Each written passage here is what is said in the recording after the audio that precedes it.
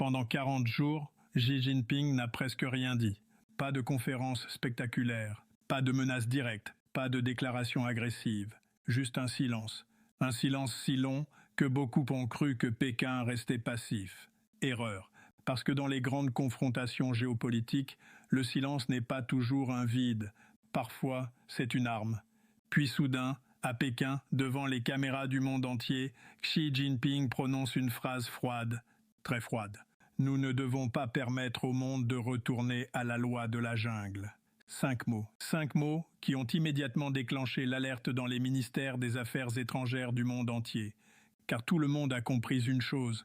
Il ne parlait pas seulement de l'Iran, il parlait des États-Unis. Mais ce que presque personne n'a encore compris, c'est ce qui se cachait réellement derrière cette phrase. Parce que pendant que le monde regardait les missiles, la Chine préparait autre chose. Quelque chose de beaucoup plus dangereux. Quelque chose qui pourrait changer l'équilibre mondial pour les 10 prochaines années. Je suis Alexandre Morel, et pendant que le monde regarde les événements, nous allons analyser ce qui se passe réellement dans l'ombre. Depuis des semaines, toute l'attention internationale est tournée vers le détroit d'Ormuz, le pétrole, les navires, les menaces iraniennes, les destroyers américains, les tensions militaires, les chaînes d'information tournent en boucle, les experts parlent d'escalade, les marchés paniquent, les diplomates s'agitent, et pendant ce temps, la Chine regarde. Elle observe chaque erreur, chaque mouvement, chaque hésitation occidentale. Mais ce n'est pas tout. Pendant que Washington concentre sa puissance militaire au Moyen-Orient, Pékin voit apparaître une opportunité historique. Une opportunité que très peu de gens remarquent. Parce que le véritable centre de gravité mondial n'est peut-être plus Ormuz. Il est ailleurs, à des milliers de kilomètres. Dans un autre détroit, le détroit de Taïwan. Et c'est là que tout commence à devenir inquiétant. Voici un chiffre que les médias évoquent rarement. Environ 8% du commerce maritime mondial passe par Ormuz. C'est énorme. Mais le détroit de Taïwan, près de 21%, plus du double. Et ce n'est pas seulement du commerce classique, ce sont les semi-conducteurs, les puces électroniques les plus avancées du monde, celles qui alimentent l'intelligence artificielle, les smartphones, les satellites, les centres de données, les systèmes militaires, les missiles modernes, les infrastructures numériques mondiales. Sans ces puces, le monde moderne ralentit brutalement.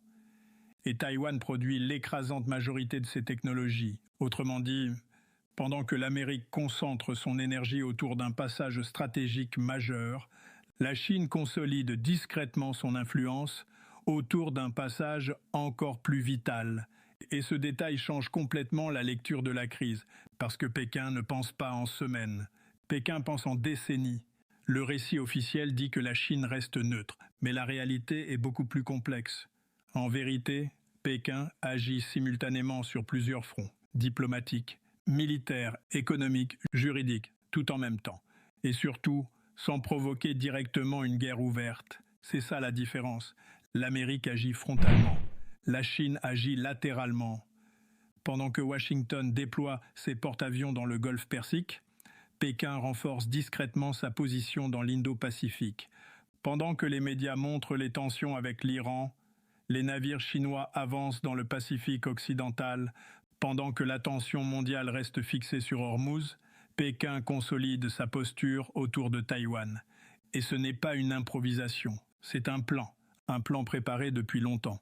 Au même moment où les exercices militaires Balikatan 2026 réunissent les États-Unis, le Japon, les Philippines, l'Australie, le Canada et même la France, la marine chinoise déploie un groupe naval extrêmement puissant à l'est du détroit de Luzon. Et ce groupe n'est pas symbolique.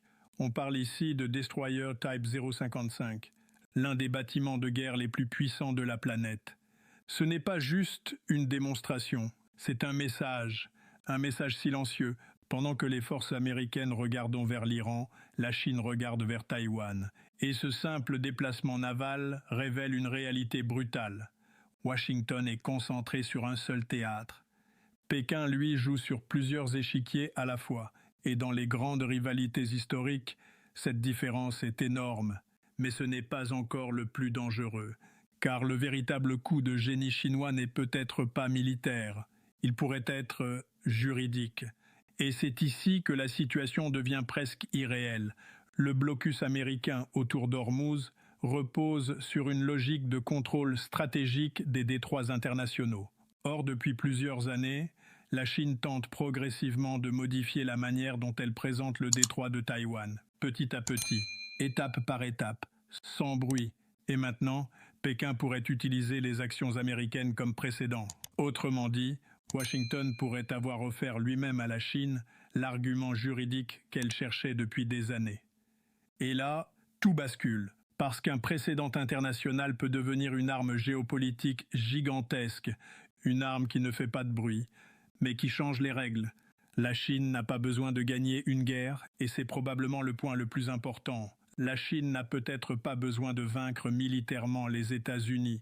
Elle a seulement besoin de les fatiguer, de les disperser, de les pousser à réagir partout, pendant qu'elle construit patiemment ses positions. C'est exactement ce qui semble se produire. L'Amérique dépense, la Chine investit. L'Amérique réagit, la Chine attend. L'Amérique cherche des victoires rapides. La Chine construit des rapports de force à long terme. Et cette asymétrie est extrêmement dangereuse, parce qu'elle est difficile à voir en temps réel. Imaginez maintenant une scène, Pékin, 14 avril 2026, quelques heures après certaines annonces américaines. Une salle discrète. Des conseillers entrent avec des dossiers. L'un d'eux pose un document sur la table, puis il dit calmement « Les 40 jours sont terminés. Ils ont obtenu ce dont nous avions besoin. » Silence. Personne ne panique, personne ne célèbre, parce que ce type de stratégie ne fonctionne pas dans l'émotion, elle fonctionne dans la patience. Le conseiller continue, les alliés occidentaux hésitent, certaines coalitions se fragilisent, les tensions américaines augmentent, le précédent juridique existe désormais et la tension mondiale reste bloquée ailleurs. Puis une phrase tombe, froide, presque clinique. Nous pouvons maintenant commencer à construire ce qui vient après.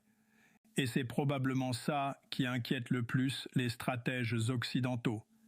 La Chine ne pense pas seulement à cette crise, elle pense déjà à l'après-crise. Le monde entre dans une nouvelle ère. Pendant des décennies, la puissance mondiale reposait principalement sur les armées, les bombes, les interventions militaires, les démonstrations de force, mais aujourd'hui, la puissance change de forme. Elle devient commerciale, technologique, juridique, maritime, énergétique, informationnelle. Le vrai pouvoir consiste désormais à contrôler les routes, les dépendances, les infrastructures, les composants technologiques, les chaînes d'approvisionnement. Et sur ce terrain-là, la Chine avance extrêmement vite, beaucoup plus vite que ce que l'Occident imaginait il y a encore 10 ans. L'histoire montre souvent le même scénario. Une grande puissance se concentre sur une crise immédiate, pendant qu'une autre puissance utilise cette distraction pour avancer ailleurs. En 1956, pendant la crise de Suez, l'Union soviétique écrasait la Hongrie. En 2014, pendant que le monde regardait la Crimée, la Russie consolidait discrètement d'autres positions.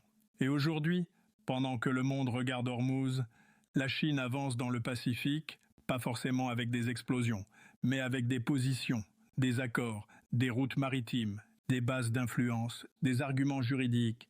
Et parfois, ces choses-là sont plus puissantes qu'une bataille.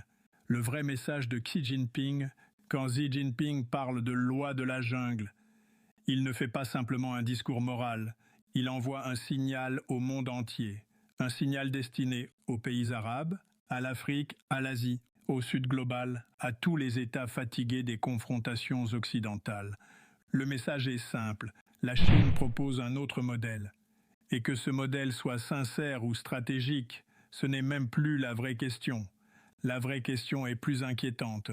De plus en plus de pays semblent prêts à écouter.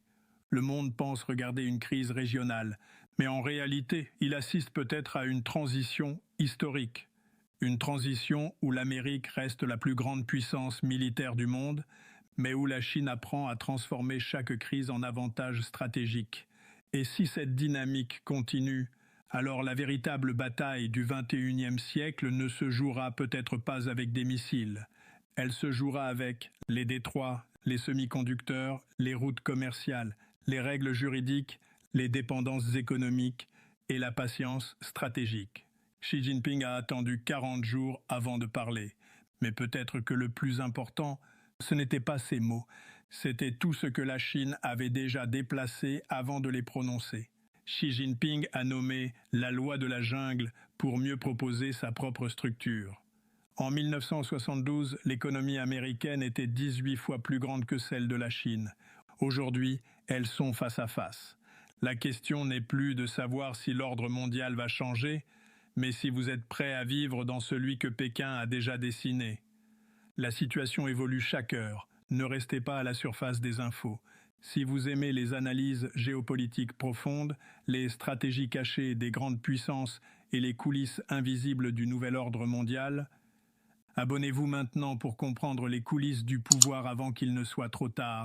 Cliquez sur la cloche. Demain, il sera peut-être déjà trop tard pour comprendre.